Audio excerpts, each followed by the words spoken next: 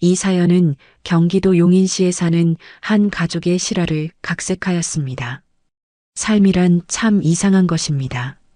어떤 사람은 태어나면서부터 행운을 타고나고 어떤 사람은 평생 불운의 그림자와 싸우며 살아갑니다. 강미자는 자신이 후자라고 생각했습니다. 그녀에게 있어 인생의 가장 큰 불운은 아들 현우가 데려온 며느리 정소연이었죠. 어머니, 이번 주말에 저희가 찾아뵐게요. 현우의 문자를 확인한 미자는 깊은 한숨을 내쉬었습니다. 아들이 찾아온다는 건 반갑지만 며느리와 함께라는 사실이 그녀의 기분을 가라앉혔습니다. 소연과의 관계는 처음부터 순탄치 않았습니다. 처음 만났을 때부터 느껴졌던 어색함은 3년이 지난 지금도 여전했지요. 현우야, 그 여자 정말 괜찮은 거니? 엄마가 볼 때는.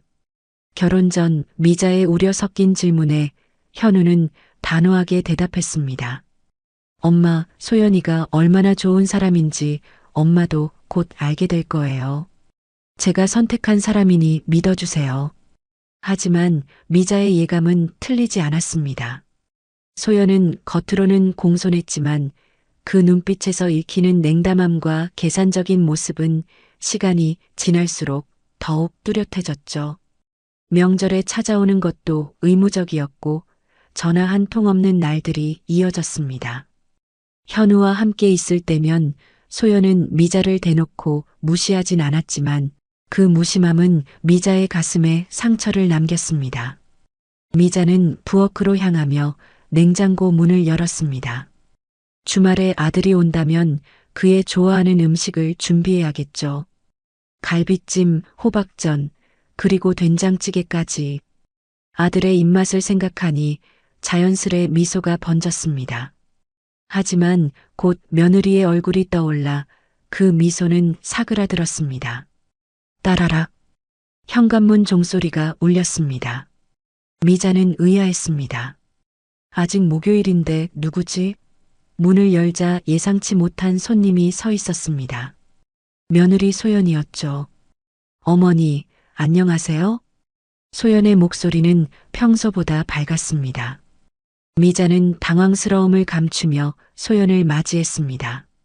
이런 불청객은 처음이었습니다. 소연이구나. 무슨 일이야? 미자의 목소리에는 경계심이 묻어났습니다. 소연은 손에 들고 있던 종이 가방을 내밀었습니다. 별일 아니에요. 그냥 오랜만에 어머니 얼굴이 보고 싶어서요. 평소에 어머니와 식사 한번 제대로 못한 것 같아서 제가 직접 음식도 좀 준비했어요. 미자는 의심스러운 눈빛으로 소연을 바라보았습니다. 3년 동안 한 번도 보여주지 않았던 자상함이었습니다.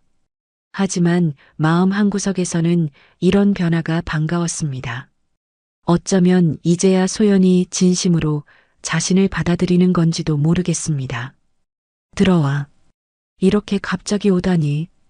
준비된 것도 없는데. 미자의 말과 달리 그녀의 집은 언제나 깔끔했습니다. 소연은 종이 가방에서 반찬통들과 유리병 하나를 꺼냈습니다. 제가 어제 직접 만든 잡채예요. 그리고 이건 제가 담근 인삼주인데 어머니 건강에 좋을 것 같아서 가져왔어요. 인삼주? 미자는 의아했습니다. 소연이 이런 것까지 준비했다니. 그동안 며느리에 대한 오해가 있었던 걸까요? 미자의 마음에 작은 희망의 불씨가 피어올랐습니다. 아들한테는 말했어? 오늘 온다고? 아니요. 깜짝 선물로 어머니랑 단둘이 시간을 보내고 싶었어요. 항상 현우 오빠가 있으면 대화할 기회가 없잖아요. 소연의 말에 미자는 고개를 끄덕였습니다. 그럴 수도 있겠네요. 어쩌면 이제야 서로를 이해할 수 있는 기회가 생긴 걸까요? 두 사람은 식탁에 앉았습니다. 소연이 가져온 음식들이 테이블 위에 펼쳐졌습니다. 미자는 조심스럽게 젓가락을 들었습니다. 의외로 음식 맛이 괜찮았습니다. 생각보다 솜씨가 좋네. 미자의 칭찬에 소연은 환하게 웃었습니다. 그 미소는 진심으로 보였습니다. 어머니, 이 인삼주도 한 잔 드셔보세요. 제가 1년 동안 정성껏 담갔어요. 소연이 유리병을 열고 작은 술잔에 황금빛 액체를 따랐습니다. 미자는 잠시 망설였지만 며느리의 정성을 무시할 수는 없었습니다. 술잔을 들어 한 모금 마셨습니다. 목넘김이 부드럽고 은은한 인삼향이 코끝을 자극했습니다. 맛있네. 내가 이런 걸 담글 줄도 알았어? 소연은 미소 지으며 고개를 끄덕였습니다. 대화는 자연스럽게 이어졌습니다. 처음으로 서로에 대해 이야기했죠.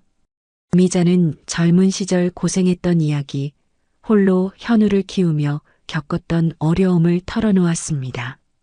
소연도 자신의 어린 시절 이야기를 했습니다. 시간이 흐르며 미자는 기분이 점점 좋아졌습니다. 오해만 풀면 이렇게 좋은 관계가 될 수 있었던 건가 하는 생각이 들었죠. 하지만 갑자기 미자의 시야가 흐려지기 시작했습니다. 머리가 어지럽고 소연의 목소리가 점점 멀게 들렸습니다. 어지러워. 미자의 손에서 젓가락이 떨어졌습니다. 그녀는 몸에 힘이 빠지는 것을 느꼈습니다. 의자에서 미끄러져 바닥으로 쓰러졌습니다. 흐릿한 시야로 소연의 얼굴이 보였습니다. 그런데 그 얼굴에는 걱정이 아닌 냉혹한 미소가 번져 있었습니다. 소연은 전화를 걸었습니다. 미자의 귀에 차가운 목소리가 들려왔습니다. 야, 빨리 와서 노인네 좀 데려가. 그 말을 마지막으로 미자의 의식은 완전히 어둠 속으로 빠져들었습니다. 희미한 빛이 눈을 찔렀습니다. 미자는 천천히 눈을 떴습니다. 낯선 천장이 그녀를 맞이했습니다. 하얀 벽, 희미한 형광등 불빛, 그리고 소독약 냄새가 코끝을 자극했습니다. 여기가 어디지? 미자는 몸을 일으키려 했지만 팔과 다리가 침대에 묶여 있는 것을 발견했습니다. 여긴 어디지? 미자의 목소리는 갈라져 있었습니다. 입안은 바싹 말라 있었고 머리는 여전히 어지러웠습니다. 그녀는 주변을 살폈습니다. 작은 방에는 창문이 없었습니다. 문 하나만이 유일한 출구였죠. 벽에는 특별 격리실이라는 편말이 달려 있었습니다. 기억이 서서히 돌아왔습니다. 소연이 찾아왔고 함께 식사를 했으며 그녀가 가져온 인삼주를 마셨습니다. 그리고 그 여자가 날 여기에. 현실을 깨달은 미자의 눈에서 눈물이 흘러내렸습니다. 도대체 왜 소연이 이런 짓을 한 걸까요? 미자의 머릿속은 혼란스러웠습니다. 그때 문이 열리고 중년 여성이 들어왔습니다. 간호사로 보이는 그 여성은 미자를 무표정하게 바라보았습니다. 깨어나셨네요. 약 먹을 시간입니다. 여기가 어디예요? 왜 저를 이렇게 묶어놓은 거죠? 미자가 다급하게 물었지만 간호사는 대답 없이 약과 물을 내밀었습니다. 이거 드세요. 안 드시면 주사로 놓아야 합니다.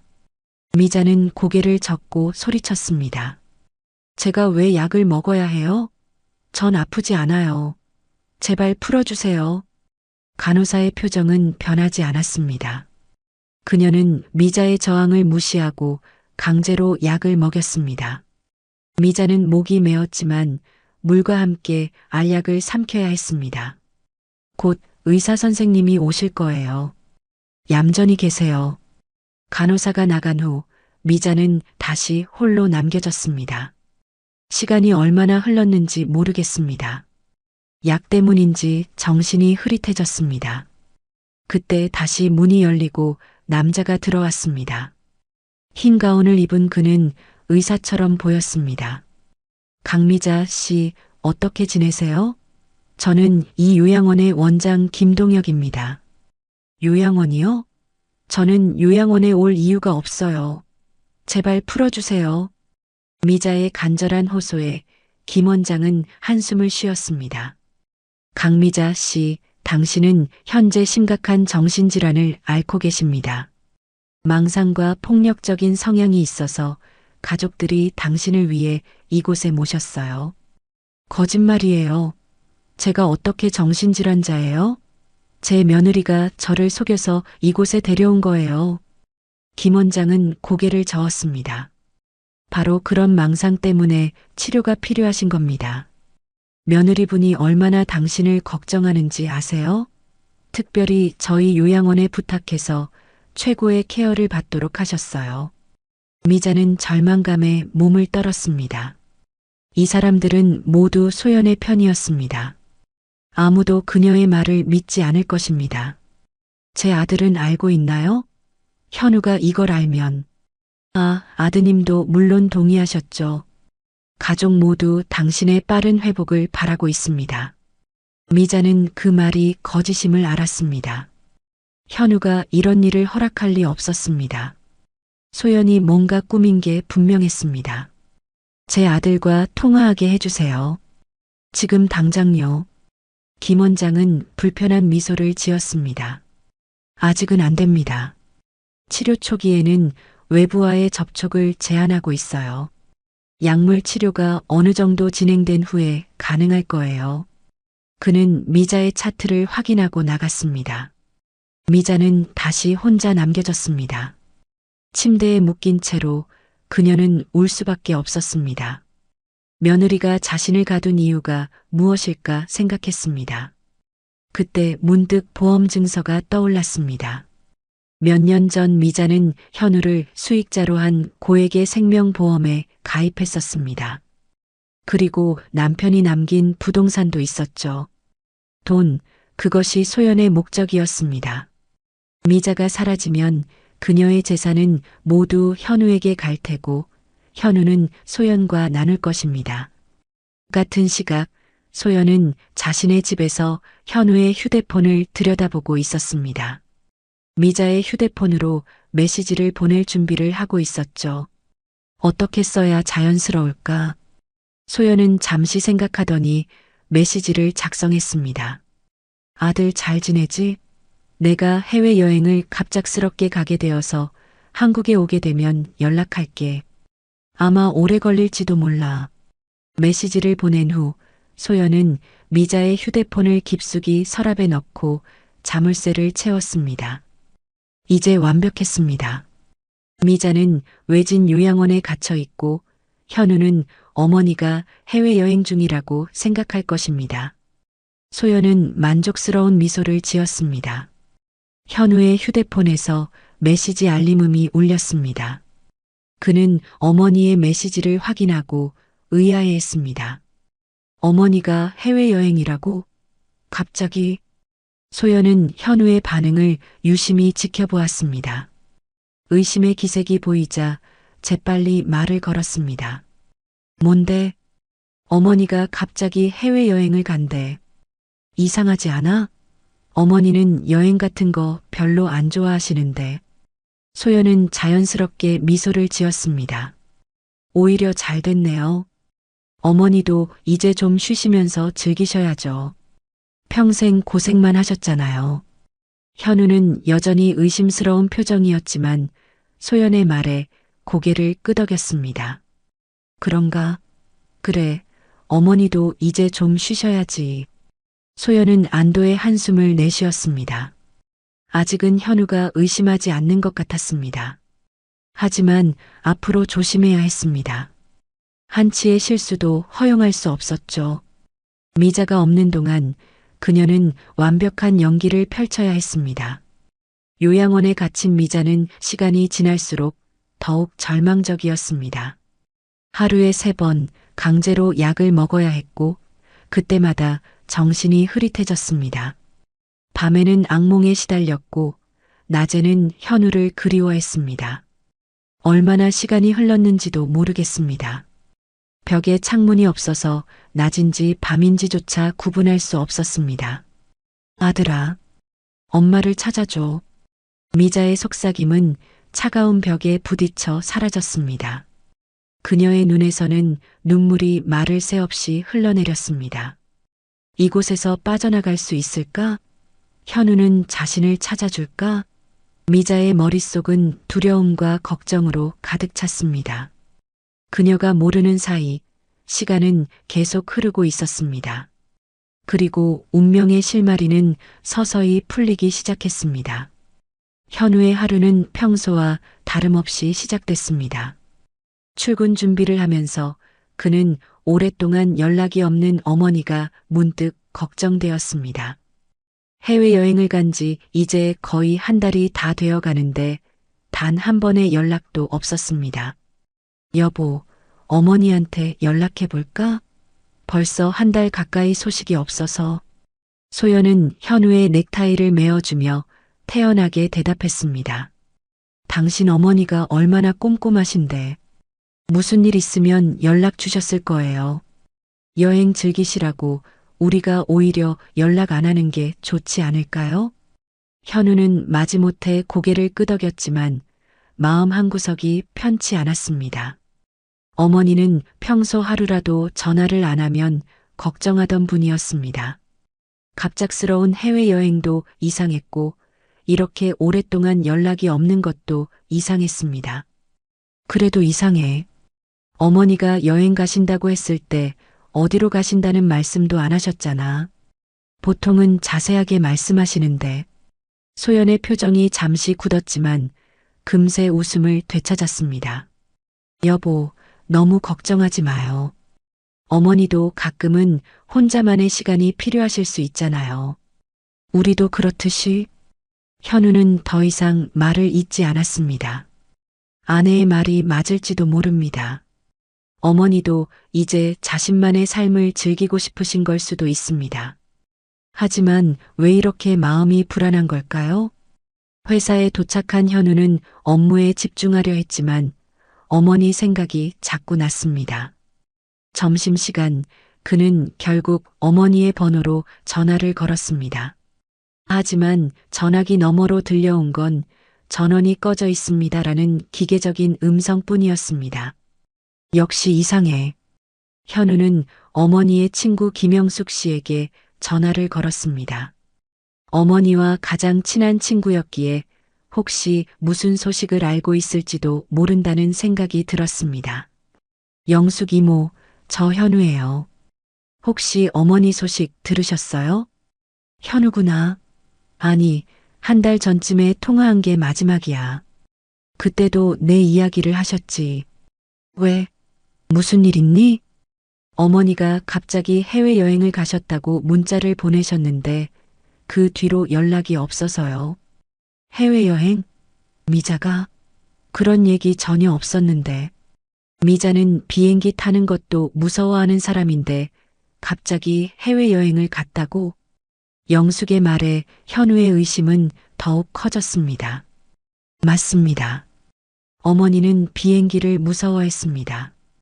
그리고 혼자 해외여행을 갈 만큼 영어에 능통하지도 않았습니다. 뭔가 이상했습니다. 영숙 이모, 감사합니다. 제가 더 알아볼게요. 전화를 끊은 현우는 깊은 생각에 빠졌습니다. 이상한 점이 너무 많았습니다. 어머니가 과연 해외여행을 간 것일까요? 아니면 다른 무슨 일이 있는 걸까요? 그날 저녁 현우는 평소보다 일찍 집에 돌아왔습니다. 소연은 부엌에서 저녁 식사를 준비하고 있었습니다. 여보, 오늘 일찍 왔네요? 응, 일이 일찍 끝나서. 소연아, 나 좀 이상한 일이 있어. 현우의 심각한 표정에 소연은 긴장했지만 표정을 감추며 물었습니다. 무슨 일인데요? 오늘 영숙 이모한테 전화했어. 어머니 소식 알아보려고. 근데 이모 말로는 어머니가 해외여행 간다는 얘기 전혀 없었대. 게다가 어머니는 비행기도 무서워하시잖아. 뭔가 이상해. 소연은 칼질을 멈추고 잠시 생각에 잠겼습니다. 그녀의 머릿속은 빠르게 돌아갔습니다. 현우가 의심하기 시작했습니다. 이대로 두면 위험할 수 있습니다. 그래서 어떻게 하려고요? 어머니 친구분들께 더 연락해봐야겠어. 그리고 어머니 집에도 가볼 거야. 혹시 단서가 있을지도 몰라. 소연의 얼굴이 창백해졌습니다. 그녀는 재빨리 대응책을 생각해야 했습니다. 그럴 필요 있을까요? 너무 과민 반응하는 거 아니에요? 어머니도 가끔은 자유롭게 지내고 싶으실 수 있잖아요. 우리가 자꾸 찾으면 오히려 부담스러워 하실 수도 있어요. 현우는 소연의 말에 잠시 생각했지만 이내 고개를 저었습니다. 아니야, 뭔가 이상해. 직감이 그래. 내일은 회사 안 가고 어머니 집에 가볼 거야. 소연은 더 이상 말리지 않았습니다. 오히려 적극적으로 동조하는 척 했습니다. 그래요. 당신 마음이 불안하면 확인해 보는 게 좋겠네요. 내일 같이 갈까요? 아니, 괜찮아. 넌 회사 가. 내가 다녀올게. 소연은 안도의 한숨을 내쉬었습니다. 현우가 혼자 가기로 한 것은 다행이었습니다.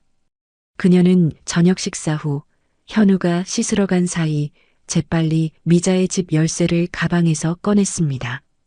그리고 서랍에서 미자의 휴대폰을 꺼내 충전했습니다. 내일 아침 일찍 미자의 집에 가서 흔적을 정리해야 했습니다. 그날 밤 현우는 뒤척이며 잠을 이루지 못했습니다. 어머니에 대한 걱정이 머릿속을 떠나지 않았습니다.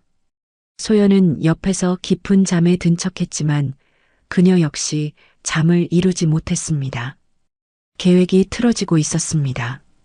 현우가 의심하기 시작한 것입니다. 어떻게든 그의 의심을 잠재워야 했습니다. 새벽 2시 현우가 깊이 잠든 것을 확인한 소연은 조용히 침대에서 빠져나왔습니다. 거실로 나와 휴대폰을 꺼냈습니다. 그녀는 김 원장에게 전화를 걸었습니다. 김 원장님, 저예요. 혹시 문제 있나요? 아, 정 선생님. 환자 상태가 많이 안 좋아졌습니다. 약물 복용을 거부하고 계속 탈출을 시도해서. 그럼 용량을 늘리세요. 어떻게든 조용히 있게 해야 해요. 하지만 그건 위험할 수 있습니다. 이미 고령이신데 그냥 시키는 대로 하세요. 보험금 나오면 원장님 목도 더 드릴게요. 소연의 목소리가 날카로워졌습니다. 그녀는 너무 흥분한 나머지 목소리가 커진 것을 깨닫고 급히 입을 다물었습니다. 혹시 현우가 들었을까 불안한 마음에 침실을 흘깃 보았지만 문은 여전히 닫혀 있었습니다.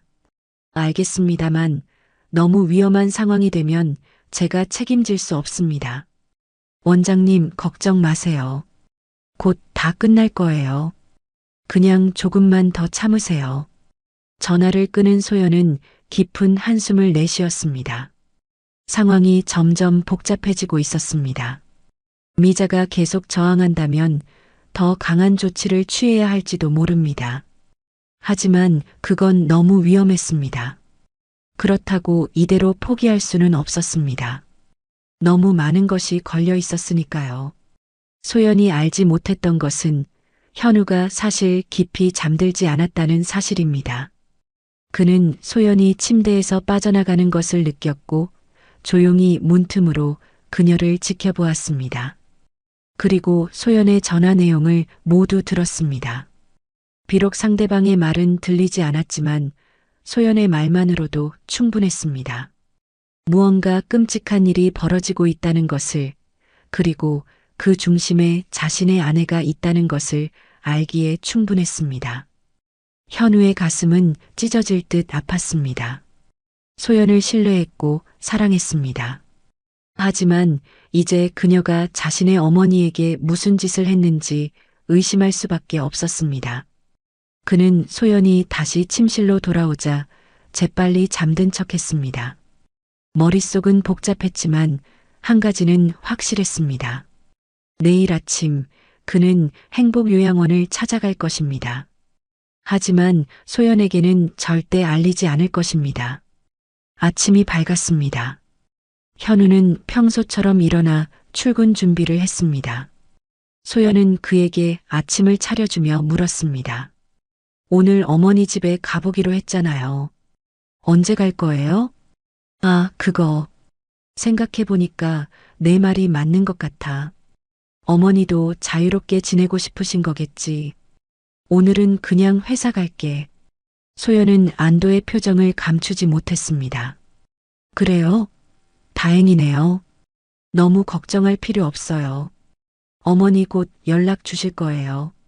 현우는 아내의 거짓된 미소를 보며 마음이 무거워졌습니다. 하지만 표정을 감추고 평소처럼 행동했습니다. 그는 회사로 출근하는 척하고 집을 나섰지만 차를 돌려 도시 외곽으로 향했습니다. 어젯밤 들은 행복요양원이라는 단서를 가지고 그는 인터넷과 전화번호부를 뒤져 그곳의 위치를 찾아냈습니다. 외진 산속에 있는 거의 알려지지 않은 요양원이었습니다. 운전하는 내내 현우의 마음은 무거웠습니다. 어머니에 대한 걱정, 소연에 대한 배신감, 그리고 앞으로 벌어질 일에 대한 두려움이 그를 짓눌렀습니다. 하지만 그는 멈출 수 없었습니다. 어머니가 그곳에 있다면 구해야 했습니다. 어머니, 제발 무사하시길. 현우는 하늘을 보며 속삭였습니다. 그의 운명은 이제 완전히 바뀌어 버릴 것입니다. 하지만 그는 이미 결정을 내렸습니다. 진실을 마주할 준비가 되어 있었습니다. 안개가 자욱한 이른 아침, 현우는 내비게이션을 따라 외진 길을 달렸습니다. 행복요양원은 도시에서 멀리 떨어진 산속에 있었습니다. 그는 어머니가 왜 이런 곳에 있는지, 그리고 누가 어머니를 이곳에 보냈는지 알 수 없었습니다. 하지만 어젯밤 소연의 통화를 엿듣고 난 후 불길한 예감이 그의 가슴을 짓눌렀습니다. 도착지가 이곳이 맞나? 내비게이션이 목적지 도착을 알렸지만 현우의 눈앞에는 낡은 건물 하나만 보일 뿐이었습니다. 간판도 없는 이 건물이 정말 요양원일까요? 그는 의심스러운 마음으로 차에서 내렸습니다. 건물로 다가가자 문 위에 작은 글씨로 행복요양원이라고 쓰여 있는 것이 보였습니다.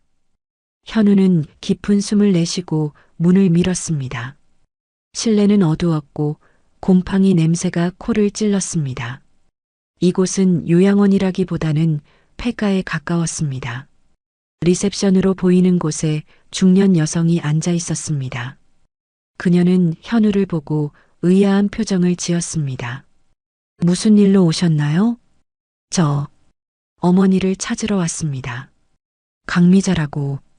여성의 표정이 순간 굳었습니다. 그녀는 주변을 살피더니 낮은 목소리로 말했습니다. 그런 환자는 없습니다. 돌아가세요. 현우는 단호하게 고개를 저었습니다. 제가 알기론 어머니가 이곳에 계십니다. 직접 확인해야겠습니다. 그는 리셉션 너머로 걸어가려 했지만 여성이 그를 막아섰습니다. 손님, 무단 침입은 범죄입니다. 지금 당장 나가지 않으시면 경찰을 부르겠습니다. 현우는 주저하지 않고 대답했습니다. 좋습니다. 경찰을 부르세요.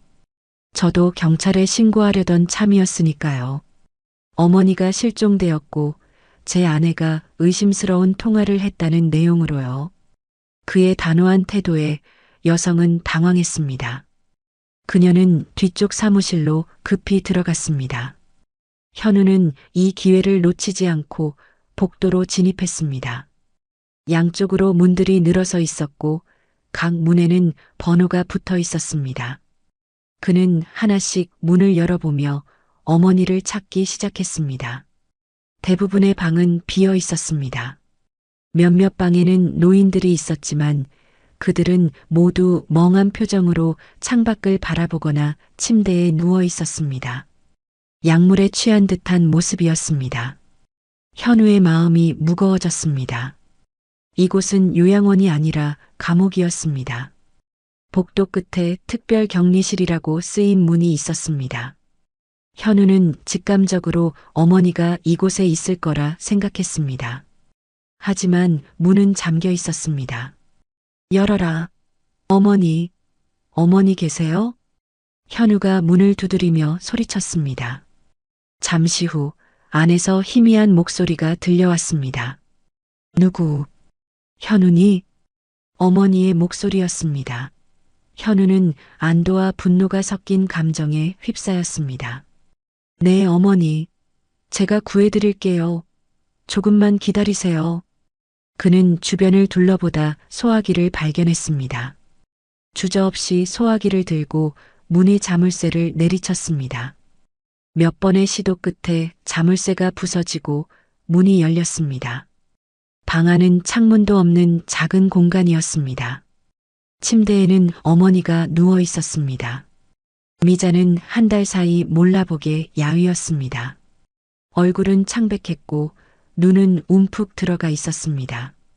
팔과 다리는 침대에 묶여 있었습니다. 어머니.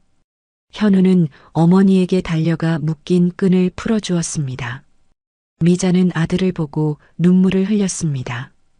현우야, 어떻게 찾아왔니? 어머니, 제가 데리고 갈게요. 이제 괜찮아요. 현우는 어머니를 안아 일으켰습니다. 미자는 너무 약해져서 혼자 걸을 수 없는 상태였습니다. 그는 어머니를 등에 업고 방을 나섰습니다. 복도를 지나 출구로 향하는데 갑자기 앞을 남자가 막아섰습니다. 흰 가운을 입은 그는 차가운 미소를 지었습니다. 강미자 씨는 퇴원할 수 없습니다. 아직 치료가 필요한 상태입니다. 비키세요.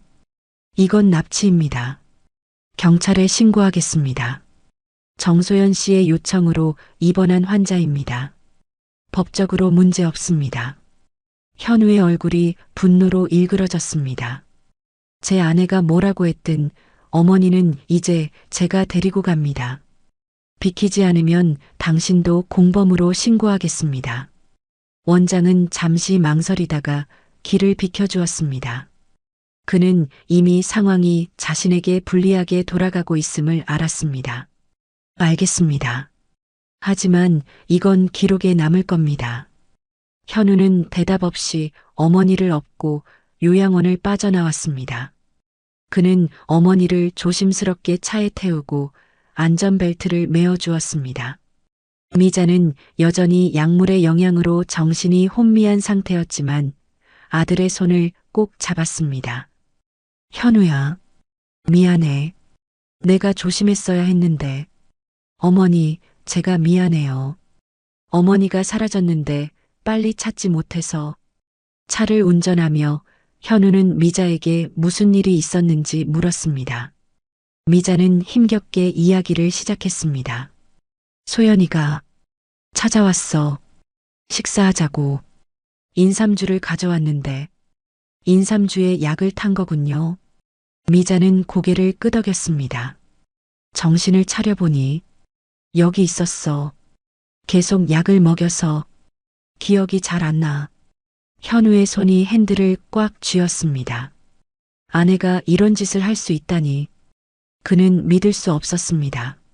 하지만 이제 모든 것이 명확해졌습니다. 소연이 어머니를 없애려 했던 이유도. 어머니, 이제 집에 가요.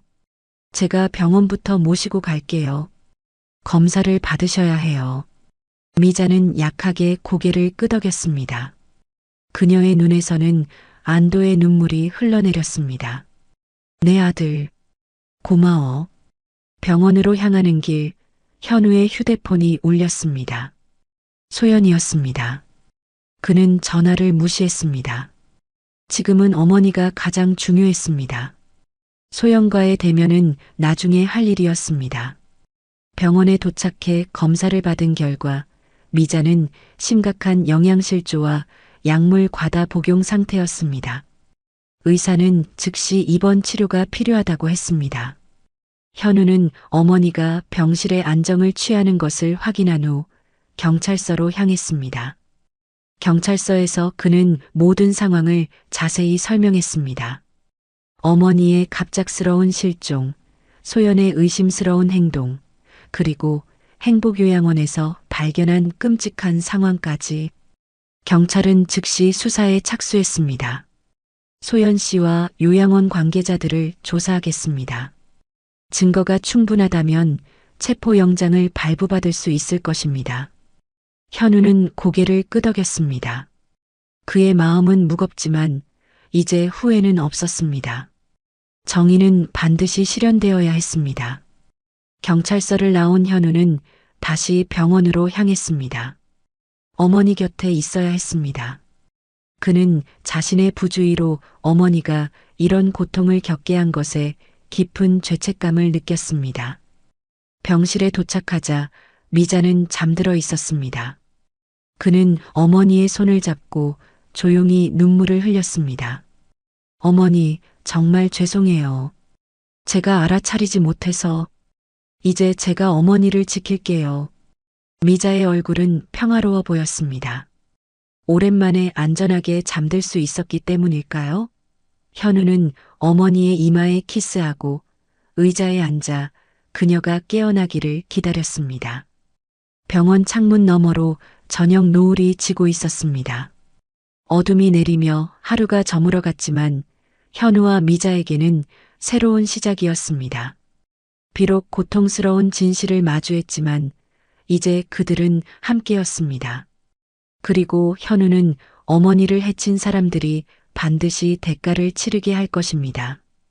특히 그가 가장 사랑했던 그리고 가장 배신당한 사람에게도. 병원 복도의 형광등 불빛이 차갑게 빛났습니다. 현우는 의자에 앉아 어머니가 잠든 모습을 지켜보았습니다.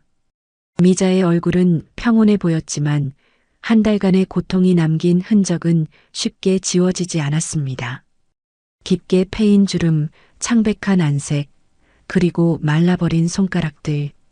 현우는 자신의 무관심이 어머니를 이런 상황에 놓이게 했다는 생각에 가슴이 찢어질 듯 아팠습니다. 그때 병실 문이 열리고 의사가 들어왔습니다. 강현우 씨, 어머님의 검사 결과가 나왔습니다. 현우는 급히 일어나 의사를 맞이했습니다. 어떻습니까, 선생님? 의사는 차트를 살펴보며 심각한 표정으로 말했습니다. 어머님은 심각한 영양실조와 탈수 상태입니다. 또한 혈액 검사 결과 과다한 벤조디아제핀 계열 약물이 검출되었습니다. 이건 수면제나 항불안제로 많이 사용되는 성분인데 장기간 고용량 투여 시 신체 기능 저하와 기억력 감퇴를 일으킬 수 있습니다. 현우의 표정이 어두워졌습니다. 회복될 수 있을까요? 네, 다행히 영구적인 손상은 없는 것 같습니다. 약물을 끊고 적절한 영양 공급과 휴식을 취하면 서서히 회복될 겁니다. 하지만 완전한 회복까지는 시간이 필요할 것입니다. 의사의 말에 현우는 안도의 한숨을 내쉬었습니다. 적어도 어머니는 회복될 수 있다는 희망이 있었습니다. 그런데 이런 상태가 된 경위가 궁금합니다. 경찰에 신고하셨나요? 현우는 고개를 끄덕였습니다. 네, 이미 신고했습니다. 행복요양원이라는 곳에 강제로 감금되어 있었습니다. 의사는 놀란 표정을 지었습니다. 그런 끔찍한 일이. 어머님이 깨어나시면 정신과 상담도 필요할 것 같습니다. 트라우마가 남을 수 있으니까요. 알겠습니다. 필요한 치료는 모두 해주세요.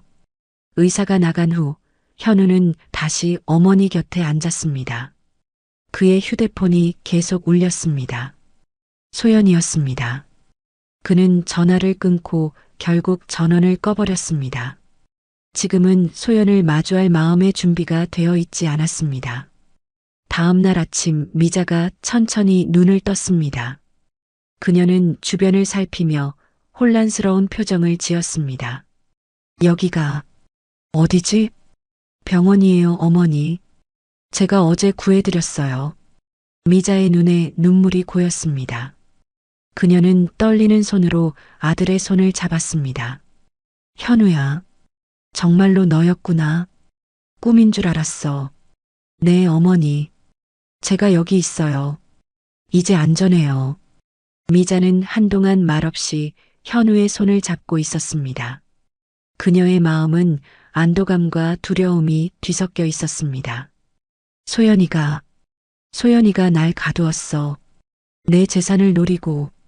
현우는 고개를 끄덕였습니다. 그는 이미 모든 것을 알고 있었습니다.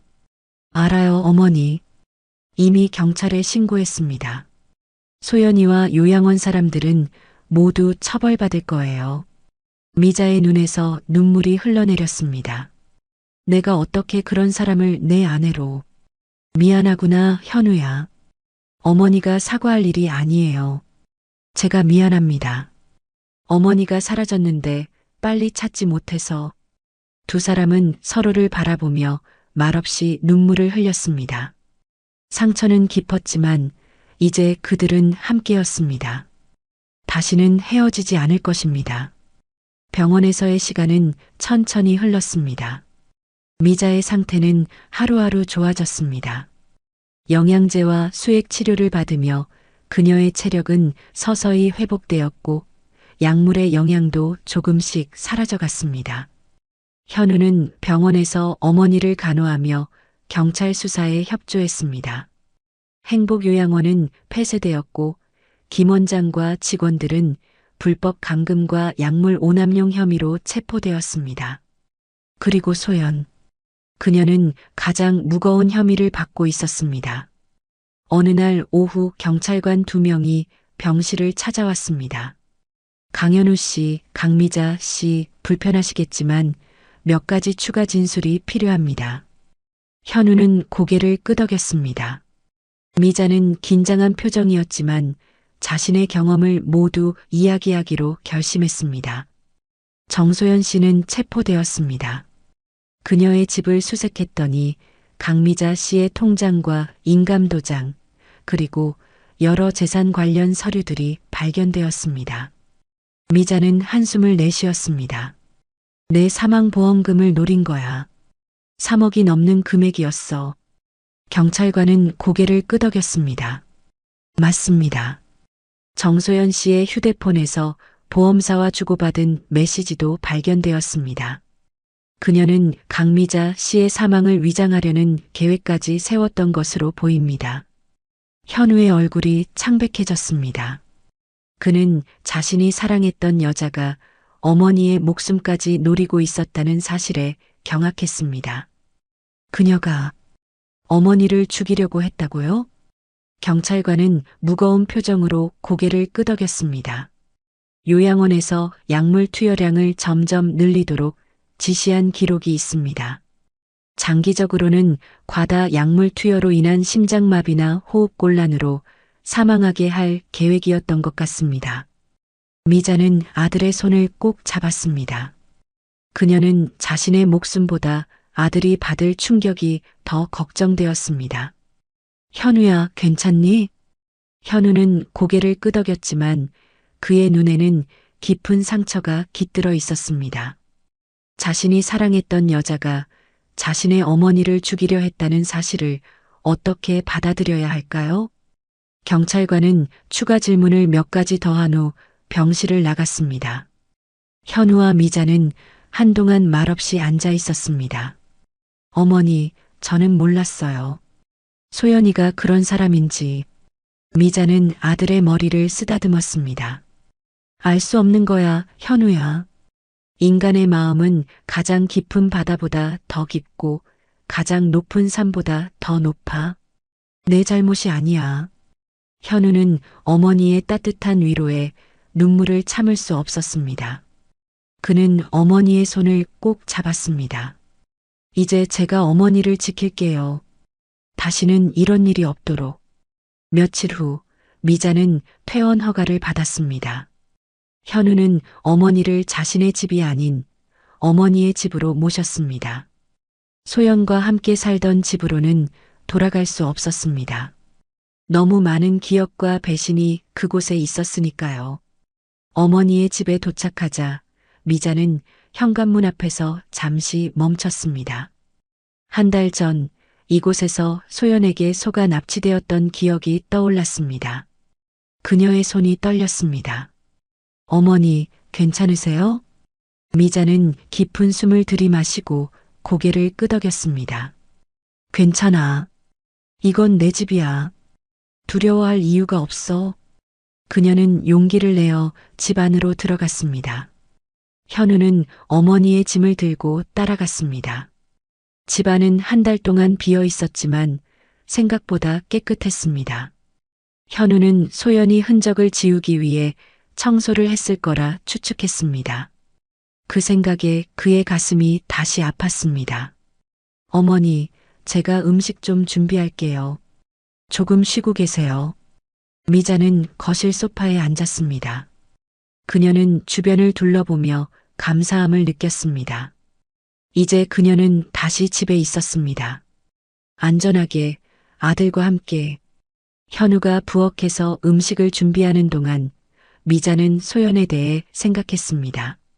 처음 만났을 때부터 느꼈던 불편함, 그녀의 눈빛에서 읽었던 계산적인 모습, 미자는 자신의 직감이 옳았음을 알았습니다. 하지만 그것이 이렇게 끔찍한 결과로 이어질 줄은 몰랐습니다. 어머니, 식사 준비됐어요. 현우가 식탁에 음식을 차렸습니다. 간단한 된장찌개와 몇 가지 반찬이었지만 미자에게는 이보다 더 행복한 식사가 없었습니다. 그녀는 아들과 함께 식사를 하며 다시 일상으로 돌아온 것에 감사했습니다. 식사 후 현우는 어머니가 휴식을 취할 수 있도록 방을 정리했습니다. 그는 어머니의 침대 시트를 새 것으로 바꾸고 창문을 열어 신선한 공기를 들였습니다. 현우야, 내 회사는 어떡할 거니? 나 때문에 일도 못하고. 걱정 마세요, 어머니. 지금은 어머니 건강이 더 중요해요. 회사에는 휴가를 냈어요. 미자는 고마움에 눈시울이 붉어졌습니다.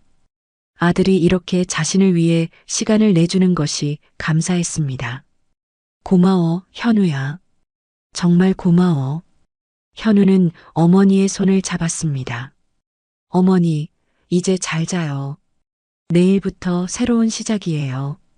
그날 밤 미자는 오랜만에 편안하게 잠들었습니다. 더 이상 악몽에 시달리지 않았고 두려움에 떨지 않았습니다. 그녀는 집에 있었고 아들이 곁에 있었습니다. 그것으로 충분했습니다. 다음 날 아침 미자는 상쾌한 기분으로 눈을 떴습니다. 창문으로 들어오는 햇살이 그녀의 얼굴을 비추었습니다. 그녀는 천천히 일어나 창밖을 바라보았습니다. 새들이 지저귀고 이웃집 아이들이 뛰어노는 모습이 보였습니다. 평범한 일상의 소중함을 그녀는 이제야 깨달았습니다. 어머니, 일어나셨어요? 아침 준비했어요. 현우의 목소리가 들렸습니다. 미자는 미소를 지으며 방을 나섰습니다. 새로운 하루가 시작되었습니다. 상처는 여전히 아프지만 그들은 함께 이겨나갈 것입니다. 그것이 가족의 힘이니까요. 햇살이 따스하게 내리쬐는 오후 미자는 정원의 의자에 앉아 책을 읽고 있었습니다.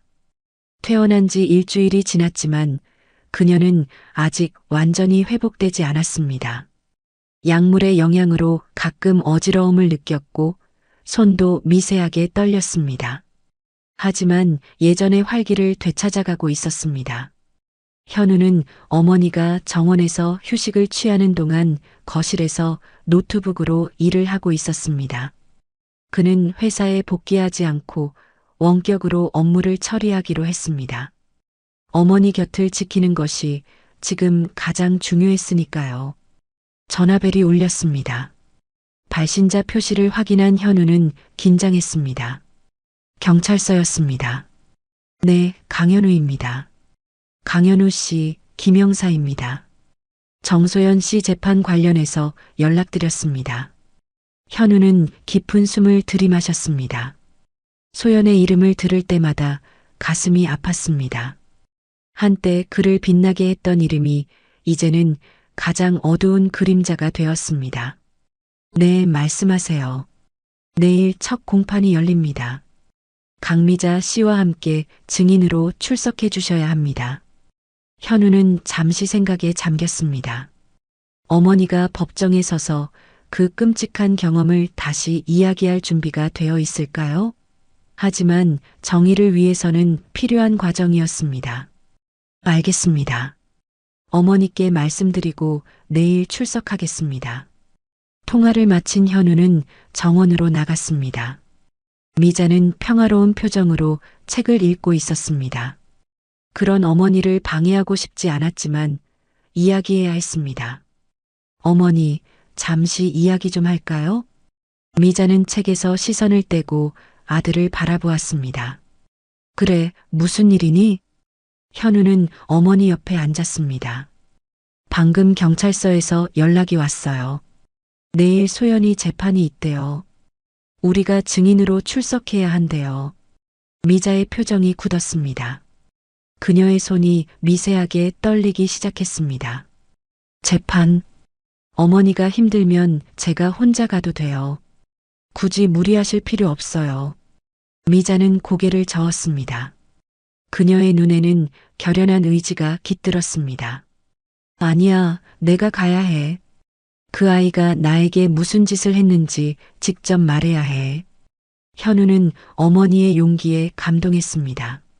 한 달간의 감금과 약물 투여로 약해진 몸이었지만 그녀의 정신만큼은 여전히 강했습니다.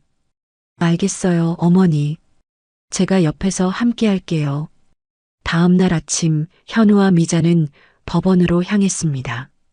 미자는 평소보다 더 신경 써서 옷을 골랐습니다. 소연을 마주할 생각에 긴장되었지만 당당하게 보이고 싶었습니다.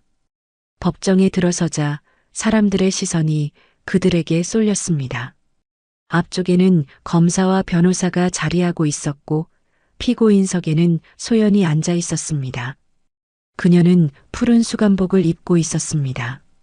현우와 미자를 보자 소연의 눈에 순간적으로 당혹감이 스쳐 지나갔지만 곧 무표정한 얼굴로 돌아왔습니다.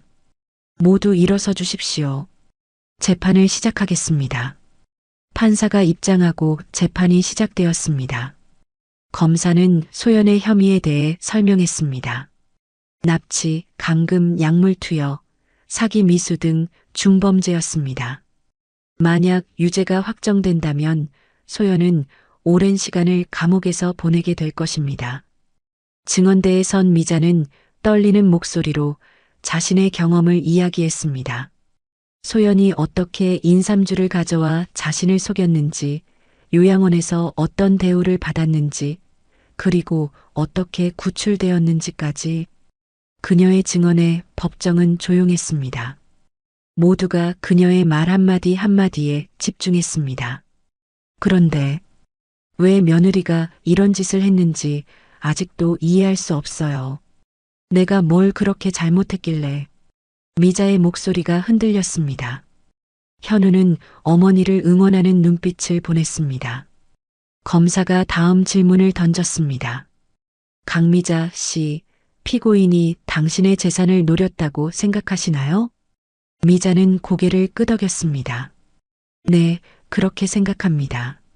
제 사망보험금이 3억 원이 넘고 제가 가진 부동산도 있으니까요. 제가 사망하면 모두 아들에게 가고 결국 며느리도 그 혜택을 볼 테니까요. 소연의 변호사가 반대 신문을 시작했습니다. 강미자 씨, 평소 며느리와의 관계는 어땠습니까? 혹시 갈등이 있었나요? 미자는 잠시 생각에 잠겼습니다. 처음부터 편하지는 않았어요. 하지만 그렇다고 큰 싸움을 한 적은 없습니다. 다만 제가 느끼기엔 소연 씨가 저를 불편해했어요. 제가 아들에게 전화할 때마다, 제가 방문할 때마다 변호사는 계속해서 미자를 압박했습니다. 그렇다면 피고인이 당신을 싫어했다는 근거가 있나요? 아니면 그저 당신의 느낌일 뿐인가요? 현우는 불편한 표정으로 자리에서 몸을 뒤척였습니다. 변호사가 어머니를 공격하는 것 같아 참기 어려웠습니다. 미자는 침착하게 대답했습니다. 글쎄요, 확실한 증거는 없을지 모르지만 어머니의 직감이라는 게 있습니다. 그리고 그 직감이 옳았다는 게 지금 상황으로 증명되지 않았나요? 법정에서 잠시 웃음소리가 들렸습니다. 미자의 당당한 대답에 변호사는 더 이상 질문을 이어가지 못했습니다. 다음으로 현우가 증언대에 섰습니다. 그는 아내가 어떻게 어머니의 해외여행을 가장했는지, 그리고 어떻게 의심하게 되었는지 설명했습니다. 소연이가 해외여행 얘기를 꺼냈을 때부터 이상했습니다. 어머니는 비행기를 무서워하셨고 혼자 해외여행을 갈 만큼 영어를 잘하지도 않으셨거든요. 현우는 소연을 향해 시선을 던졌습니다. 그녀는 여전히 무표정한 얼굴로 앉아 있었습니다. 그리고 새벽에 소연이가 통화하는 걸 우연히 들었습니다. 용량을 늘리라는 지시를 하더군요. 소연의 변호사가 현우에게 물었습니다. 강현우 씨, 당신과 피고인의 결혼 생활은 어땠습니까? 혹시 문제가 있었나요? 현우는 잠시 생각에 잠겼습니다. 소연과의 3년간의 결혼 생활이 주마등처럼 스쳐 지나갔습니다. 행복했던 순간들, 함께 웃었던 기억들. 하지만 그 모든 것이 거짓이었다는 사실에 가슴이 아팠습니다. 아니요, 특별한 문제는 없었습니다. 적어도 제가 알기로는요. 소연이는 항상 완벽한 아내였습니다. 하지만 이제 보니 그것도 모두 연기였던 것 같습니다. 변호사는 계속해서 현우를 압박했습니다. 그렇다면 당신은 아내가 왜 이런 범죄를 저질렀다고 생각하십니까? 단순히 돈 때문이라고 보십니까? 현우는 소연을 똑바로 바라보았습니다. 그녀의 눈에서 어떤 감정도 읽을 수 없었습니다. 잘 모르겠습니다. 아마도 돈 때문이겠죠. 소연이는 항상 더 많은 것을 원했으니까요. 더 큰 집, 더 좋은 차, 더 비싼 옷. 하지만 내 어머니의 목숨을 대가로 할 정도였는지는 아직도 이해할 수 없습니다. 증언이 모두 끝나고 판사는 다음 공판 일정을 공지했습니다. 증거가 충분하여 재판은 빠르게 진행될 것으로 보였습니다. 법정을 나서는 현우와 미자의 앞에 기자들이 몰려들었습니다. 이 사건은 이미 언론의 주목을 받고 있었습니다. 며느리의 끔찍한 배신, 돈을 위해 시어머니를 납치한 여자 등의 자극적인 제목으로 뉴스에 보도되고 있었습니다. 강현우 씨, 아내의 배신을 어떻게 받아들이고 계신가요? 강미자 씨, 요양원에서의 경험이 어땠나요? 이혼 계획은 있으신가요? 질문이 쏟아졌지만 현우는 대답하지 않고 어머니의 손을 잡아 기자들 사이를 빠져나왔습니다. 차에 오른 두 사람은 한동안 말없이 앉아 있었습니다. 오늘의 경험은 둘 다에게 감정적으로 힘든 일이었습니다. 괜찮으세요, 어머니? 미자는 고개를 끄덕였습니다. 그래, 괜찮아. 해야 할 일을 했으니까. 현우는 시동을 걸었습니다. 집으로 돌아가는 길, 그의 마음은 무거웠습니다. 소연의 모습이 자꾸 떠올랐습니다. 푸른 수감복을 입고 무표정한 얼굴로 앉아있던 모습. 그녀가 정말 자신이 사랑했던 여자인지 의심스러웠습니다. 집에 도착한 후 미자는 곧바로 방으로 들어갔습니다. 오늘의 경험으로 지쳤을 것입니다. 현우는 거실에 혼자 앉아 생각에 잠겼습니다. 그때 초인종이 울렸습니다. 현우는 문을 열었고 김영사가 서 있었습니다. 강현우 씨, 잠시 이야기 좀 할 수 있을까요? 현우는 김영사를 거실로 안내했습니다. 무슨 일이신가요? 김영사는 무거운 표정으로 말했습니다. 정소연 씨가 자백했습니다. 모든 혐의를 인정했어요. 현우는 놀란 표정을 지었습니다. 자백이요? 왜 갑자기? 변호사와 상담 후 결정한 것 같습니다. 아마도 가명을 노리는 전략일 겁니다. 현우는 고개를 끄덕였습니다. 소연다운 선택이었습니다. 항상 실리를 따지는 그녀였으니까요. 그리고 한 가지 더.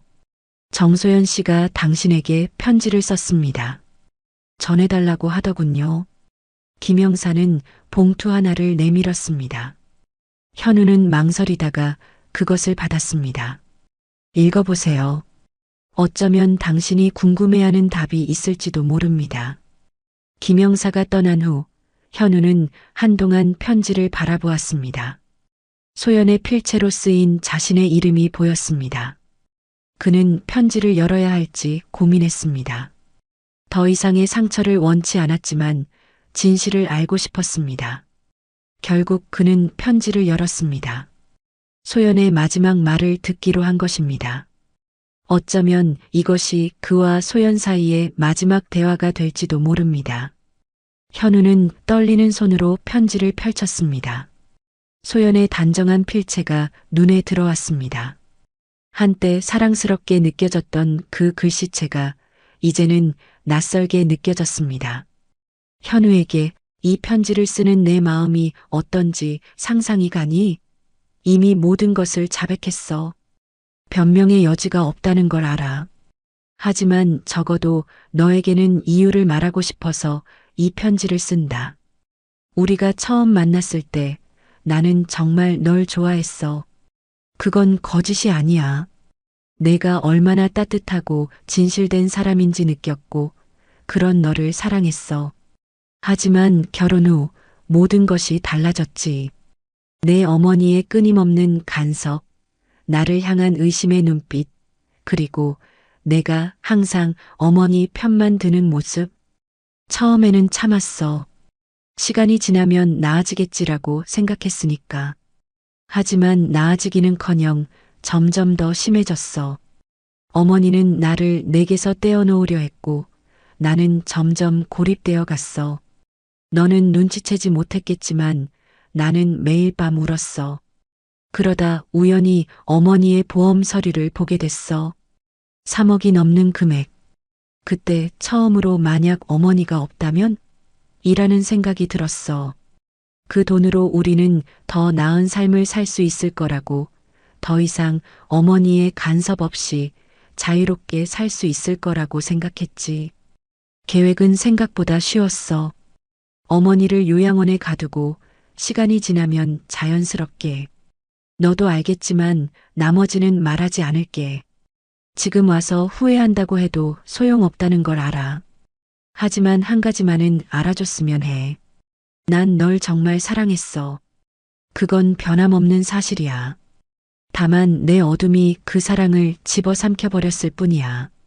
이제 난 내 죄에 대한 대가를 치를 거야. 나를 잊고 새 삶을 살아가길 바라. 어머니를 잘 돌봐줘. 그리고 미안해. 소연. 편지를 다 읽은 현우의 눈에서 눈물이 흘러내렸습니다. 그는 소연이 어머니에게 느꼈던 감정을 전혀 몰랐습니다. 그녀가 그토록 고통받고 있었다니. 하지만 그렇다고 해서 어머니를 해치려 한 행동이 정당화될 순 없었습니다. 현우는 편지를 접어 주머니에 넣었습니다. 그는 아직도 소연을 사랑하는지 아니면 그녀에 대한 모든 감정이 증오로 변했는지 확신할 수 없었습니다. 그저 가슴 한구석이 텅 빈 것 같은 공허함만이 느껴졌습니다. 현우야, 누구 왔었니? 미자가 방에서 나와 물었습니다. 그녀는 아들의 붉어진 눈을 보고 걱정스러운 표정을 지었습니다. 김영사예요. 소연이가 자백했대요. 미자는 놀란 표정을 지었습니다. 자백? 그 아이가? 네, 모든 혐의를 인정했다고 해요. 미자는 아들 옆에 앉았습니다. 그녀는 현우의 손을 꼭 잡았습니다. 많이 힘들지? 내가 사랑했던 사람이. 현우는 고개를 끄덕였습니다. 그는 어머니에게 편지에 대해 말하지 않기로 했습니다. 소연이 어머니에게 느꼈던 감정을 알면 미자가 더 상처받을 것이기 때문입니다. 괜찮아요, 어머니. 시간이 지나면 나아질 거예요. 미자는 아들의 어깨를 쓰다듬었습니다. 그녀는 아들이 겪는 고통을 이해했습니다. 사랑하는 사람의 배신보다 더 큰 아픔은 없을 테니까요. 그래, 시간이 약이란다. 언젠가는 이 모든 일이 먼 기억이 될 거야. 현우는 어머니의 위로에 고개를 끄덕였습니다. 하지만 그는 이 상처가 쉽게 아물지 않을 것임을 알았습니다. 소연과의 3년간의 결혼 생활, 그리고 그 끝에 닥친 끔찍한 배신. 이 모든 것을 어떻게 잊을 수 있을까요? 다음 날 현우는 변호사를 만나 이혼 절차를 시작했습니다. 소연이 중범죄로 복역하게 될 상황에서 이혼은 불가피한 선택이었습니다. 변호사는 소연의 범죄 행위가 이혼 사유로 충분하다고 했습니다. 재판이 끝나면 이혼 절차도 빠르게 진행될 겁니다. 걱정하지 마세요. 변호사의 말에 현우는 고개를 끄덕였습니다. 법적으로는 간단할지 모르지만 감정적으로는 복잡했습니다. 결혼 서약이 이렇게 끝날 줄은 꿈에도 몰랐습니다. 변호사 사무실을 나와 집으로 돌아가는 길, 현우는 자신의 미래에 대해 생각했습니다. 이제 어떻게 살아가야 할까요? 다시 사랑할 수 있을까요? 누군가를 신뢰할 수 있을까요? 이 모든 질문에 대한 답을 찾기 위해서는 시간이 필요할 것입니다. 집에 도착하자 미자가 정원에서 꽃을 가꾸고 있었습니다. 그녀는 요즘 정원 일을 하며 마음의 안정을 찾고 있었습니다. 자연과 함께하는 시간이 그녀의 상처를 치유하는데 도움이 되는 것 같았습니다.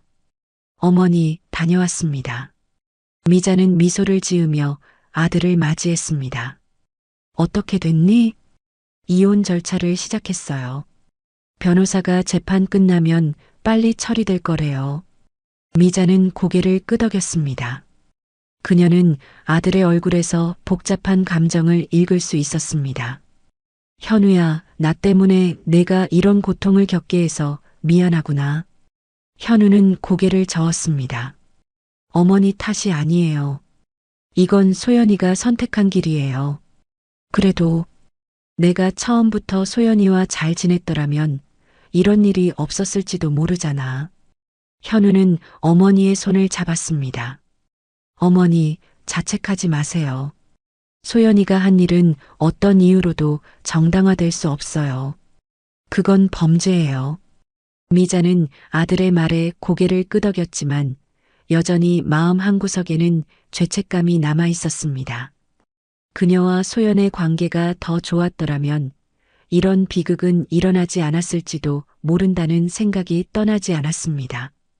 그날 저녁 현우와 미자는 함께 식사를 준비했습니다. 간단한 된장찌개와 몇 가지 반찬이었지만 함께 준비하는 과정이 두 사람에게 위안이 되었습니다. 그들은 서로에게 의지하며 이 어려운 시간을 견뎌내고 있었습니다. 식사 중 미자가 물었습니다. 현우야, 앞으로 어떻게 할 생각이니? 현우는 잠시 생각에 잠겼습니다. 아직 확실하진 않아요. 일단은 어머니와 함께 지내면서 차근차근 생각해 볼 생각이에요. 내 집에서 계속 살 거니? 내 집은, 그 집은 팔 생각이에요. 너무 많은 기억이 있어서. 미자는 이해한다는 듯 고개를 끄덕였습니다. 소연과 함께 살던 집에는 너무 많은 추억과 상처가 있었습니다. 새 출발을 위해서는 그곳을 떠나는 것이 좋을 것입니다. 그래, 내가 원하는 대로 하렴. 내 집은 언제나 내 집이기도 하니까. 현우는 미소를 지었습니다. 어머니의 따뜻한 말에 마음이 편안해졌습니다. 고마워요, 어머니. 식사 후 두 사람은 거실에서 TV를 보며 편안한 시간을 보냈습니다. 그들은 소연이나 재판에 대해 더 이상 이야기하지 않았습니다. 그저 평범한 일상을 즐기려 했습니다. 작은 행복이지만 지금 그들에게는 그것이 가장 필요했습니다. 밤이 깊어가고 미자는 잠자리에 들었습니다. 현우는 혼자 거실에 남아 생각에 잠겼습니다. 그는 소연의 편지를 다시 꺼내 읽었습니다. 그녀의 말이 진실일까요? 정말로 어머니 때문에 그런 극단적인 선택을 한 것일까요?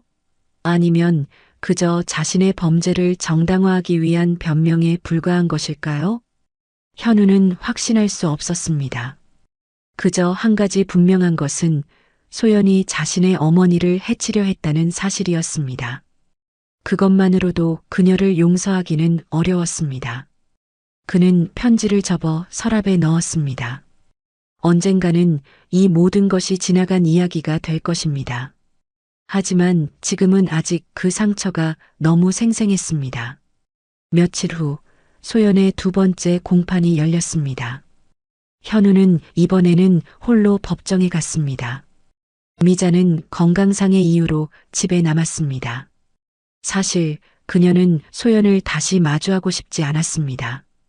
한 번으로 충분했습니다. 법정에서 소연은 모든 혐의를 인정했고 반성의 기미를 보였습니다. 하지만 현우는 그녀의 눈에서 진정한 후회를 읽을 수 없었습니다. 그저 자신의 형량을 줄이기 위한 연기처럼 느껴졌습니다. 판결은 빠르게 내려졌습니다.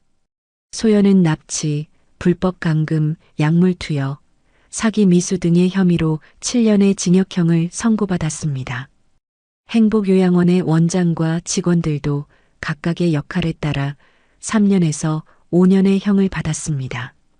판결이 내려진 후 소연은 현우를 향해 마지막 시선을 던졌습니다. 그 눈빛에는 무엇이 담겨 있었을까요? 후회? 미움? 사랑? 현우는 알 수 없었습니다. 그는 그저 자리에서 일어나 법정을 빠져나왔습니다. 집으로 돌아가는 길, 현우는 이제 정말 모든 것이 끝났다는 생각에 묘한 해방감을 느꼈습니다. 소연은 자신의 죄에 대한 대가를 치르게 될 것이고 그와 어머니는 새로운 삶을 시작할 수 있을 것입니다. 집에 도착하자 미자가 불안한 표정으로 그를 맞이했습니다. 어떻게 됐니? 7년형이요. 행복요양원 사람들도 다 처벌받게 됐어요. 미자는 안도의 한숨을 내쉬었습니다. 다행이구나. 이제 정말 끝난 거니? 현우는 고개를 끄덕였습니다. 네, 이제 정말 끝났어요, 어머니. 미자는 아들을 꼭 안았습니다. 그녀의 눈에는 눈물이 고여 있었습니다. 우리 아들 정말 고생 많았어. 이제 새로운 시작을 하자꾸나. 현우는 어머니의 등을 쓰다듬었습니다. 새로운 시작. 그것은 어려울지도 모릅니다. 하지만 어머니와 함께라면 그는 이 어려운 시간을 이겨낼 수 있을 것입니다. 그날 밤 현우는 오랜만에 평화로운 잠을 잤습니다. 꿈에서 그는 어릴 적 어머니와 함께 공원에서 놀던 기억을 떠올렸습니다. 그때의 순수한 행복, 그리고 어머니의 따뜻한 미소. 그 기억이 그에게 위안을 주었습니다. 아침이 밝았습니다. 새로운 하루, 새로운 시작의 날이었습니다. 현우는 창문을 열어 신선한 공기를 들이마셨습니다. 바깥에서는 새들이 지저귀고 꽃들이 피어 있었습니다. 세상은 여전히 아름다웠습니다. 현우야, 아침 먹으러 와. 어머니의 부르는 소리에 현우는 미소를 지었습니다. 그는 이제 알았습니다. 삶은 계속됩니다. 상처는 시간이 지나면 아물 것이고 그와 어머니는 다시 행복을 찾을 것입니다. 그것이 가장 중요한 것이니까요. 3개월이 지났습니다. 가을의 선선한 바람이 불어오는 날, 현우는 집 앞 정원에 앉아 커피를 마시고 있었습니다. 그의 얼굴은 예전보다 편안해 보였습니다. 시간이 약이라는 말처럼 상처는 조금씩 아물어가고 있었습니다. 현우는 이제 새로운 삶을 살고 있었습니다. 소영과의 이혼은 2달 전에 완료되었고 함께 살던 집도 팔았습니다. 그는 어머니의 집에서 지내며 작은 회사를 창업했습니다. IT 컨설팅 회사였는데 오랫동안 꿈꿔왔던 일이었습니다. 이전 직장에서의 경험과 인맥을 활용해 천천히 사업을 키워나가고 있었습니다. 현우야, 뭐해? 점심 먹으러 들어와. 미자가 현관문에서 아들을 불렀습니다. 그녀도 많이 회복되었습니다. 병원 치료와 상담을 통해 트라우마를 극복해 나가고 있었고 요즘은 동네 노인정에서 친구들과 시간을 보내기도 했습니다. 물론 아직도 가끔 악몽을 꾸거나 갑작스러운 소리에 놀라긴 했지만 예전의 활기를 되찾아가고 있었습니다. 네, 지금 들어갈게요. 현우는 자리에서 일어나 집 안으로 들어갔습니다. 식탁에는 어머니가 준비한 점심이 차려져 있었습니다. 된장찌개, 불고기, 그리고 여러 반찬들. 평범한 집밥이었지만 현우에게는 이보다 더 귀한 식사가 없었습니다. 와, 진수성찬이네요. 제가 뭐 잘했나요? 미자는 미소를 지었습니다. 오늘이 무슨 날인지 알아? 현우는 잠시 생각에 잠겼습니다. 특별한 날이 아닌 것 같은데. 어머니 생신은 아니고, 제 생일도 아니고, 미자는 살짝 웃었습니다. 오늘이 바로 내가 날 구해온 날이야. 정확히 3개월 전 오늘. 현우는 놀란 표정을 지었습니다. 그는 그날을 잊고 있었습니다. 아니, 잊으려고 노력했는지도 모릅니다. 너무 고통스러운 기억이었으니까요. 아, 그렇군요. 고맙다는 의미로 특별히 준비했어. 우리 아들 덕분에 내가 지금 여기 있을 수 있으니까. 현우는 어머니의 손을 잡았습니다. 어머니가 살아계셔서 다행이에요. 제가 더 일찍 알아차렸어야 했는데. 미자는 고개를 저었습니다. 이제 그런 생각은 그만해. 우리는 이미 충분히 후회하고 괴로워했어. 이제는 앞만 보고 살자꾸나. 현우는 고개를 끄덕였습니다. 어머니의 말씀이 맞았습니다. 이제는 과거에 연연하지 말고 미래를 바라봐야 할 때였습니다. 두 사람은 맛있는 점심을 먹으며 이런저런 이야기를 나눴습니다. 현우의 사업 이야기, 미자의 노인정 친구들 이야기, 그리고 앞으로의 계획들. 평범한 대화였지만 그 속에는 깊은 감사와 사랑이 담겨 있었습니다. 식사 후 현우는 어머니에게 제안했습니다. 어머니, 오늘 좀 바깥에 나가볼까요? 날씨도 좋은데 한강공원에 가서 산책하는 건 어때요?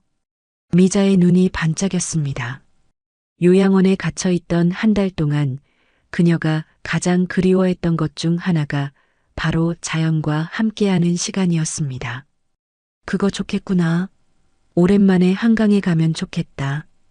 두 사람은 서둘러 준비를 마치고 집을 나섰습니다. 맑은 가을 하늘 아래 한강공원은 많은 사람들로 북적였습니다. 자전거를 타는 사람들, 산책하는 가족들, 데이트 중인 연인들, 모두가 햇살과 선선한 바람을 즐기고 있었습니다. 현우와 미자는 천천히 강변을 따라 걸었습니다. 미자는 현우의 팔을 잡고 조심스럽게 걸음을 옮겼습니다. 그녀는 아직 완전히 회복되지 않아 오래 걷는 것이 쉽지 않았지만 이런 시간이 그녀의 회복에 도움이 된다는 걸 알았습니다. 여기 앉을까요, 어머니? 현우는 강가가 잘 보이는 벤치를 가리켰습니다. 미자는 고개를 끄덕이고 벤치에 앉았습니다. 강물이 반짝이며 흘러가는 모습이 평화롭게 느껴졌습니다. 참 좋구나. 이렇게 바깥에 나오니. 미자의 표정은 밝았습니다. 요양원에서의 경험은 그녀에게 깊은 상처를 남겼지만 이렇게 일상의 소소한 행복을 다시 느낄 수 있다는 것이 그녀에게는 큰 위안이 되었습니다. 어머니, 여기 계세요. 제가 음료수 좀 사올게요. 현우는 근처 매점을 향해 걸어갔습니다.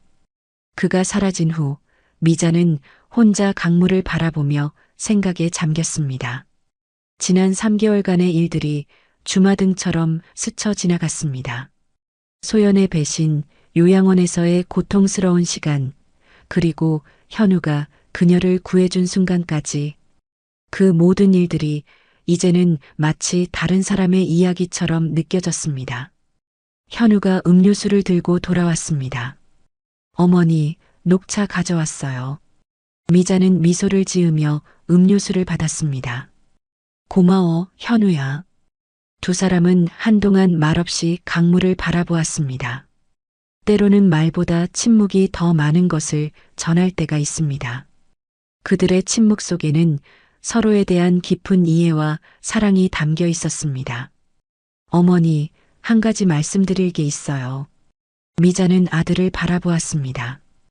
응, 무슨 일이니? 현우는 잠시 말을 고르는 듯 했습니다. 제가 생각해 봤는데 어머니 집이 너무 크신 것 같아요. 혼자 계시기에는. 그래서 제가 제안이 있는데. 미자는 호기심 어린 표정으로 아들을 바라보았습니다. 제가 어머니 근처에 작은 아파트를 알아보고 있어요. 어머니는 집을 팔고 그쪽으로 이사하시고 저도 그 근처로 독립하는 건 어떨까 해서요. 제가 자주 찾아뵐 수 있고 어머니도 관리하기 편한 크기의 집이면 좋을 것 같아서요. 미자는 잠시 생각에 잠겼습니다. 사실 그녀도 집이 너무 크다고 느끼고 있었습니다. 남편이 떠난 후, 그리고 현우가 결혼해서 나간 후, 그 큰 집은 그녀에게 외로움만 가중시켰습니다. 그래, 그게 좋겠구나. 나도 요즘 집이 너무 크다고 느끼고 있었어. 하지만 너는 왜 독립하려고? 같이 살면 안 되니? 현우는 미소를 지었습니다. 어머니, 저도 이제 제 삶을 찾아가야 할 것 같아요. 물론 자주 찾아뵐 거고 가까이에 살 거니까 걱정하지 마세요. 하지만 저도 새로운 시작이 필요해요. 미자는 아들의 말에 고개를 끄덕였습니다. 그녀는 아들이 소영과의 아픔을 이겨내고 새로운 삶을 시작하려는 것을 이해했습니다. 그래, 내 말이 맞아. 내가 행복하다면 그게 가장 중요하지. 두 사람은 서로를 바라보며 미소를 지었습니다. 이제 그들은 진정한 치유의 길을 걷고 있었습니다. 과거의 상처는 여전히 남아있지만 그들은 함께 그 상처를 이겨내고 있었습니다. 해가 서서히 기울기 시작했습니다. 노을이 한강 위로 아름답게 펼쳐졌습니다. 현우와 미자는 그 광경을 감상하며 천천히 집으로 향했습니다. 집으로 돌아가는 길, 미자는 문득 소연이 어떻게 지내고 있는지 궁금해졌습니다. 그녀는 감옥에서 어떤 생각을 하고 있을까요? 후회하고 있을까요? 아니면 여전히 자신의 행동을 정당화하고 있을까요? 현우야, 소연이에 대해 가끔 생각하니? 현우는 잠시 걸음을 멈추었습니다. 그는 사실 종종 소연을 생각했습니다. 밤에 잠들기 전 혹은 문득 예전 추억이 떠오를 때마다. 하지만 이제 그 생각은 예전처럼 고통스럽지 않았습니다. 가끔요. 하지만 이제는 그냥 지나간 일로 받아들이려고 해요. 미자는 아들의 손을 잡았습니다. 용서는 했니? 현우는 깊은 생각에 잠겼습니다. 용서. 그것은 쉬운 일이 아니었습니다. 소연이 어머니에게 한 일은 용서하기 어려웠습니다. 하지만 그는 또한 미움과 원망이 자신을 더 아프게 한다는 것도 알았습니다. 아직은 완전히 용서했다고 말할 수 없어요. 하지만 이제는 미워하지 않으려고 노력해요. 미움은 결국 저 자신을 더 아프게 할 뿐이니까요. 미자는 고개를 끄덕였습니다. 그래, 내 말이 맞아. 우리는 이제 앞만 보고 살아야 해. 지난 일은 교훈으로 삼고 더 나은 미래를 만들어가는 거지. 두 사람은 다시 걸음을 옮겼습니다. 집으로 향하는 길, 그들의 마음은 조금 더 가벼워진 것 같았습니다. 용서와 화해의 과정은 길고 어려울지 모르지만 그들은 이미 그 길을 걷기 시작했습니다. 집에 도착한 두 사람은 함께 저녁을 준비했습니다. 현우는 야채를 썰고 미자는 찌개를 끓였습니다. 평범한 일상이었지만 그들에게는 이보다 더 소중한 시간이 없었습니다. 저녁 식사 후 현우는 노트북을 펼쳐 내일 있을 미팅 자료를 검토했습니다. 그의 사업은 천천히 궤도에 오르고 있었습니다. 아직 작은 규모였지만 그는 자신의 일에 자부심을 느꼈습니다. 이것이 바로 그가 원했던 삶이었으니까요.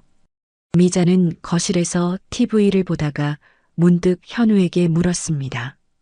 현우야, 다시 연애할 생각은 없니? 현우는 놀란 표정으로 어머니를 바라보았습니다. 어머니, 갑자기 그게 무슨... 미자는 미소를 지었습니다.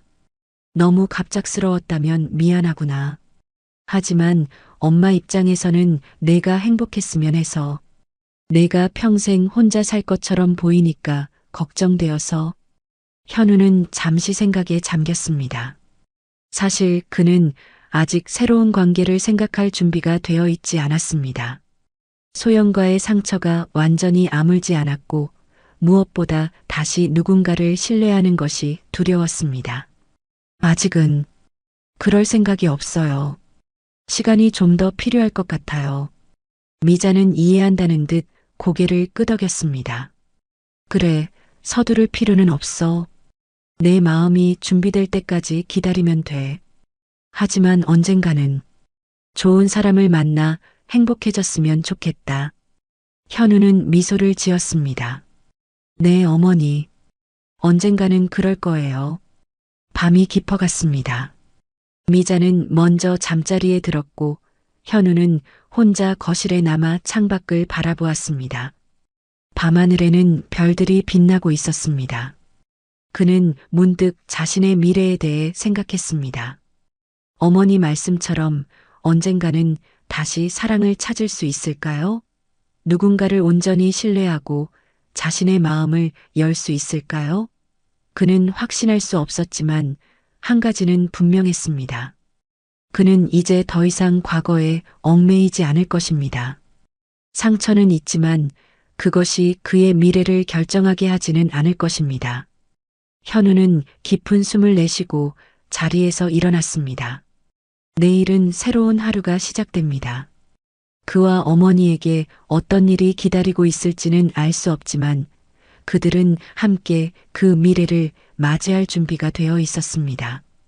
침실로 향하는 현우의 발걸음은 예전보다 가벼웠습니다. 마음의 짐을 조금씩 내려놓고 있었기 때문일까요? 그는 문득 미소를 지었습니다. 그래, 이제 정말 새로운 시작입니다. 어두운 과거를 뒤로하고 밝은 미래를 향해 나아갈 시간입니다. 현우는 침대에 누워 눈을 감았습니다. 오늘처럼 평화로운 밤이 앞으로도 계속되기를, 그리고 어머니와 함께 행복한 나날들이 이어지기를 바라며 그는 깊은 잠에 빠져들었습니다. 이것이 끝이 아니라 새로운 시작이었습니다. 현우와 미자의 이야기는 여기서 끝나지 않습니다. 그들의 삶은 계속됩니다. 상처는 시간이 지나며 아물 것이고 새로운 행복이 그들을 기다리고 있을 것입니다. 그것이 바로 삶의 아름다움이니까요.